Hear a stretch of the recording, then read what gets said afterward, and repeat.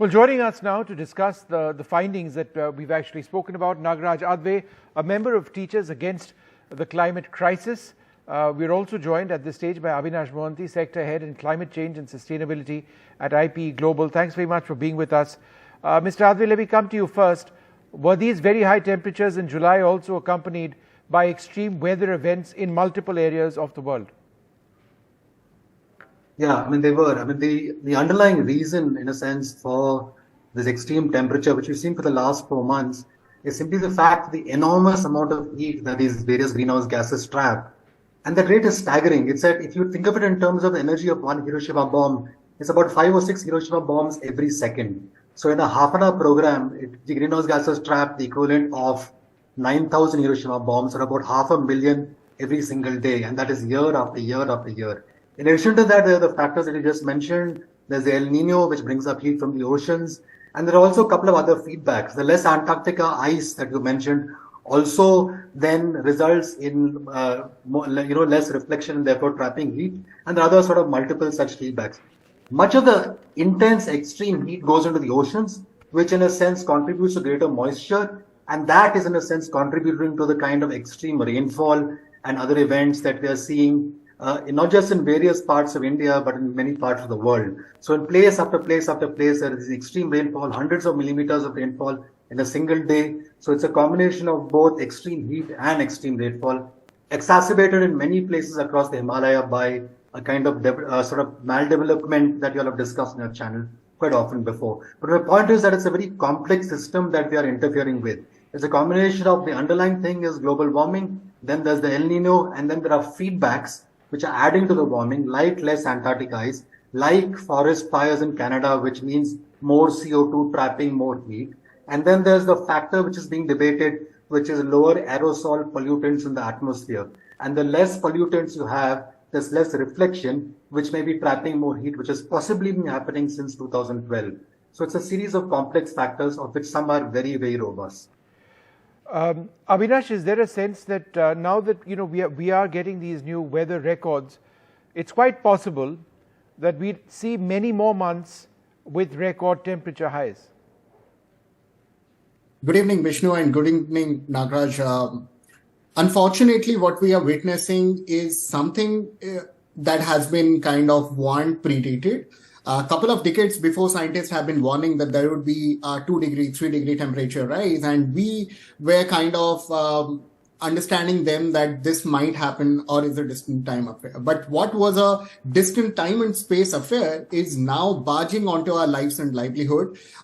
We have got tennis ball sizes of hailstorms hitting Italy at one part, and then we have got kind of Greece, which has been endured with heat waves. What Nagaraj also suggested that the ocean temperature is increasing. Similar kind of inferences have been drawn across Spain's coastal belt. So all of these are kind of joining or connecting the dots that climate change is going to be more harsher, more grimmer. More importantly, it is going to breach its thresholds. That's what is point number one. Then, if it is going to breach the thresholds, how is it going to impact us, impact the lives, livelihood, economies, and more importantly, the infrastructures, when the world is actually aspiring, the developing countries like us are aspiring to become the global hub, economic hubs, how climate change is going to impact us. So probably there is a mismatch between the rate at which climate is changing and the fast evolving risk landscape vis-a-vis to what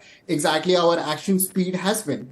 I'll give you a very small example of what has happened. A couple of weeks before, we had a G20 meeting where there was a lot of contention between the G20 countries who are effectively kind of contributing 45% to the global emissions, and to come into a consensus of phasing out coal.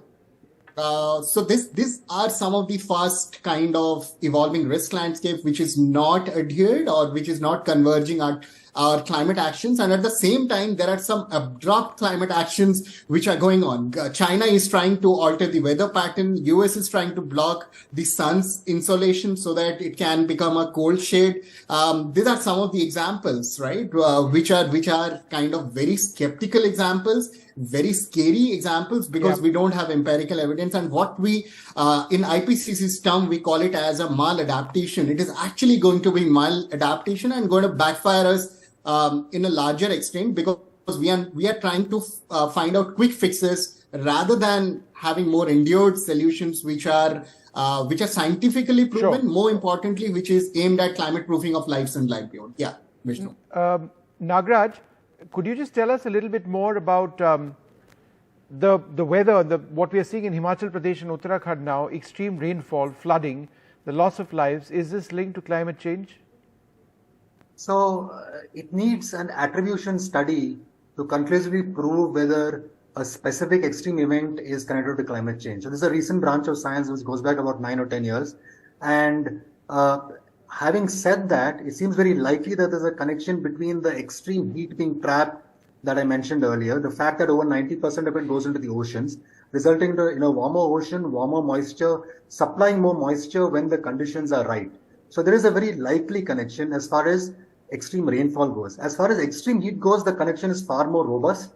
And this has been shown in year after year in studies that are published each year in a bulletin that's published from America called BAMS, where extreme heat events like the kind we saw earlier in March, that we saw last year in China, that we saw this year in China, those connections are far more robust. The thing is that, like you mentioned, you asked the question about going forward. The previous two super El Niños in 1997 and 2015, the following year after that, in 1998 and 2016, suggested that the quarter of the following year gets extremely hot. So we can expect warmth going forward into Jan, February, and March, April, etc. And the social impacts are, in a sense, not just in Himachal, but across the range. But I would draw your attention to two kinds of impacts. One that we don't often discuss or think about, which is the impact on other species across the Himalayan range, from Himachal Pradesh across the range. So in Himachal Pradesh, it is, say, apples that are now higher. In Uttarakhand, the study has shown that trees are now 1,000 feet higher. In the eastern Himalayas, shown that, in fact, a study by a colleague of mine in the teachers group has shown that birds are higher by around 1,000 meters. And we're talking of dozens of species. In the oceans, because the oceans are getting warmer, across the Kerala coast, there were key species, sardines and mackerel, that used to be found across the Kerala coast. They are now 650 kilometers further north because of warming oceans. And they can be found along Gujarat. Along the eastern coast, they used to be near Tamil Nadu and further south.